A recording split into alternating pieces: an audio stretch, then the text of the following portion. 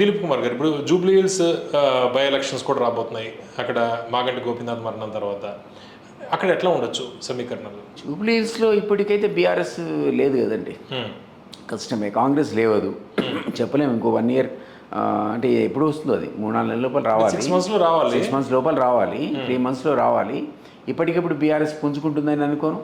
కాంగ్రెస్ అయితే sitting BRS sitting కదా, sitting అయినా అట్లా ఎవరు వేస్తారు? మన తెలియదు ఏముంది, వేయరు కదా. దెన్ పడిపోయింది కాంగ్రెస్. సానుభూతి ఉండదా మరణం తర్వాత? జనరల్గా వాళ్ళ కుటుంబ సభ్యులకి టికెట్ ఇస్తే వాళ్ళు అంత ఈజీ కాదు. బీఆర్ఎస్ ఓవరాల్గా పడుకుంది, ప్లస్ కాంగ్రెస్ కూడా పడుకుంది.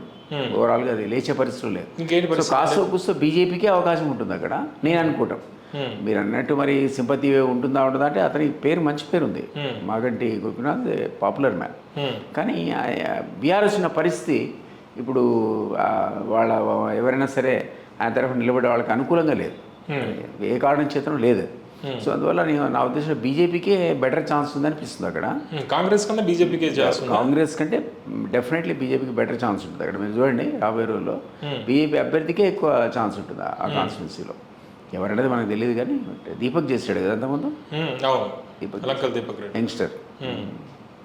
బీజేపీకి అవకాశం ఉంటుంది, అవకాశం నేను అనుకుంటున్నా, మా ఫ్యామిలీకి ఉండదు.